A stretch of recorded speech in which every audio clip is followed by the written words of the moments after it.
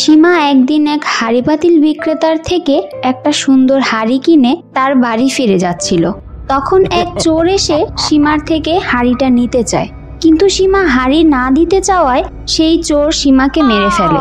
ওকে মেরে ফেলাতে ভয় পেয়ে চোর সেই হাঁড়ি না নিয়েই সেখান থেকে পালিয়ে যায়, আর সীমা একটা রাক্ষসী হয়ে যায়। কোথায় গেল সেই শয়তান? কোথায় গেল? ও আমাকে মেরেছে, এবার আমি ওকে খুঁজে বের করবই, তারপর ওকে মেরে আমার প্রতিশোধ নেব।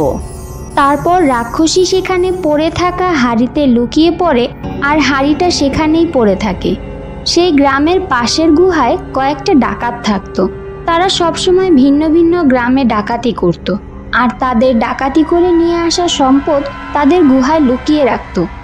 এমনই একদিন তাদের জঙ্গল থেকে কিছুটা দূরে এক গ্রামের এক বণিক শহর থেকে তার ব্যবসার কাজ শেষ করে দিনের বেলাতে গ্রামে ফিরে আসে, আর গ্রামের একজন লোক তার সাথে কথা বলতে তার বাড়িতে যায়।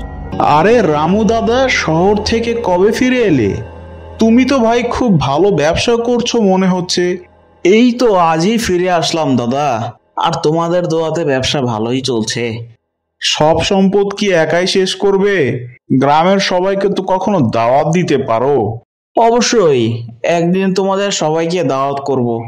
শিমুল লোকটা ছিল খুব লোভী, আর তার ওই ডাকাতদের সাথে ভালো সম্পর্ক ছিল। রামুর সাথে কথা শেষ করে শিমুল সেখান থেকে সেই ডাকাতদের কাছে যেতে থাকে।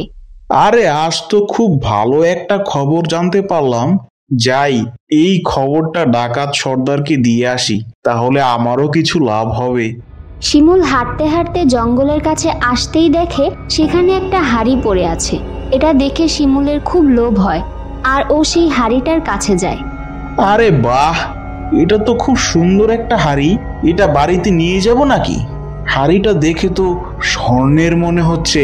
এটা যদি সত্যি স্বর্ণের হয়ে থাকে তাহলে তো আমি অনেক বড় লোক হয়ে যাব। এক কাজ করি, এটাকে সাথে নিয়েই সর্দারের কাছে যাই, পরে না হয় বাড়ি ফিরে যাব। তারপর শিমুল সেই হাঁড়িটা সাথে নিয়ে ডাকাত সর্দারের কাছে যায়। সর্দার, একটা জব্বর খবর নিয়ে আসলাম, আপনি শুনলে অনেক খুশি হয়ে যাবেন। কি খবর শুনি? বলে ফেলো বাছা। সম্পদের খবর হলে ভালো, না হলে কিন্তু তুমি রক্ষা পাবে না। সম্পদেরই খবর সর্দার। আমাদের গ্রামে রামু নামে যেই বণিক আছে, সে আজ সকালে শহর থেকে গ্রামে ফিরে আসলো। আমার সাথে কথাও হয়েছে। সে বলল তার নাকি এবার অনেক ভালোই ব্যবসা হয়েছে। এখন আপনারা কিছু একটা করুন সর্দার। আমি গরিব মানুষ, তাই আমার দিকে একটু নজর দিবেন, যাতে আমিও ভালো থাকি। ওরে বেটা, তোর তো দেখছি অনেক লোভ। সর্দার, কত জব্বর একটা খবর দিলাম বলুন। এখন আপনার দোয়া হলেই তো আমি আরো ভালো থাকবো। ঠিক আছে, সেই দেখা যাবে, কিন্তু ওই হাড়িটা কিসের? এত জল করছে, দেখে তো মনে হচ্ছে স্বর্ণ। আমারও তাই মনে হচ্ছে সর্দার। আসলে আমি এই খবর নিয়ে আপনার কাছে আসছিলাম, তখন এই হাড়িটা জঙ্গলের কাছে পেয়ে সাথে নিয়ে আসলাম। বাহ, ভালো কাজ করেছিস। দেখি দে তো আমার কাছে। ও হাঁড়িটা সর্দারের কাছে রেখে সেখান থেকে ওর বাড়িতে ফিরে আসে, আর ডাকাত সর্দার সেই হাঁড়িটা রেখে অন্য ডাকাতদের ডাকতে যায়।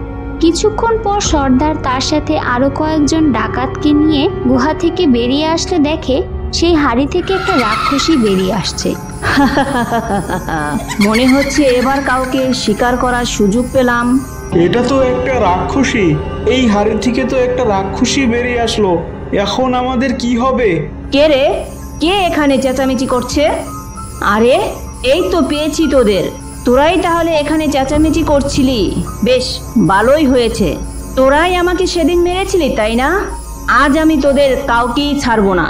রাক্ষসী ওই ডাকাতদের সবাইকে সেখানে মেরে ওদের ভূত বানিয়ে ফেলে, আর তিনটা ভূতকে সেই হাড়ির মধ্যে লুকিয়ে রেখে সেই হাড়ি আবার জঙ্গলে একই জায়গায় রেখে দিয়ে ও লুকিয়ে পড়ে।